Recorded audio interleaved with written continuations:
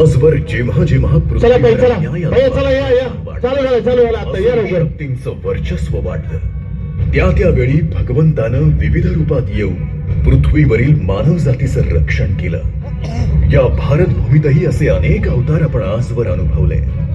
म्हणूनच ज्या वेळी भक्त संकटात सापडले त्या त्यावेळी या सृष्टीचे रक्षण करते देवाधिदेव महादेव त्यांच्या मदतीला धावून आले.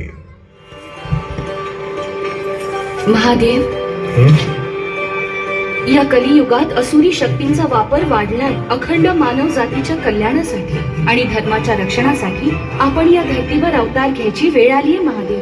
पार्वती, हीच ती वेळ. वेश घेतला बावळा, अंतरी शुद्ध नाना ज्ञानका. ऐसा सद्गुरु लाखवी, नाना रंगी जन खेळवी. बाल पिशाच उन्मत्त, लीला दाखवी तो विचित्र. लुळा पांगळा जडमुठ, सांगे अंतरीचे.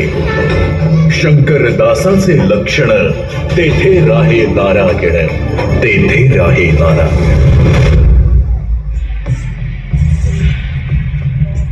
अंतापूर गावात शिवभक्त असणाऱ्या चिमणाजी आणि पार्वतीबाई या दाम्पत्याला मूल होत नव्हतं. चिमणाजी हा निष्ठावंत आणि निरपेक्ष शिवभक्त होता. आपल्याला मूल बाळ नाही याची खंत न बाळगता त्यांनी शिवभक्तीत कधीही खंड पडू दिला नाही. एके दिवशी चिमणाजीच्या स्वप्नात अग्नी शिखे सम तेजस्वी असे तपस्वी पहाटेच्या वेळी आले आणि म्हणाले, चिमणाजी उठ, तुझे गावाड कष्ट आणि दुःख आता संपले. तुला जे हवंय ते मिळेल. दावलमली टेकडीवर झाडीमध्ये वाघांच्या घोळक्यात निजलेले बालक तुला दिसेल.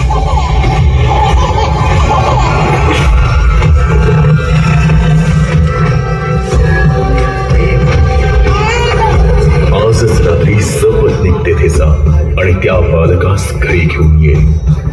चिमणाजीने घडलेला दिव्य दृष्टांत आपल्या पत्नीला पार्वतीला सांगितला. तिला परमानंद झाला. त्याच रात्री म्हणजे कार्तिक शुद्ध अष्टमीला चिमणाजी आणि पार्वती बेलवृक्षाखाली वाघांच्या घोळक्यात वाघिणीचे दुग्धपान करीत असलेलं बाळ घरी घेऊन आले.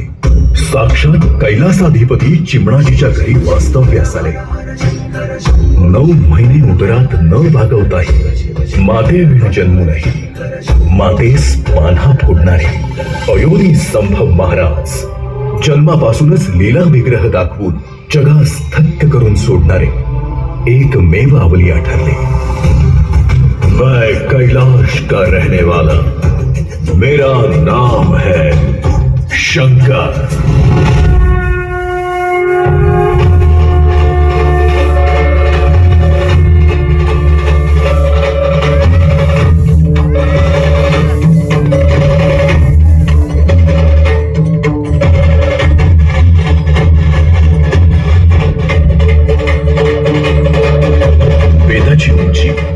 सावळा रंग, अष्टवक्र, टपोरे हिऱ्यासारखे डोळे, अस्ताव्यस्त वाढलेल्या दाढी मिशा आणि केस, धोतर आणि कुर्ता परिधान केलेले, एखाद्या लहान बालकाप्रमाणे मुखावर निरागस हास्य असणारे सिद्ध पुरुष श्री योगीराज शंकर बाबा महाराज.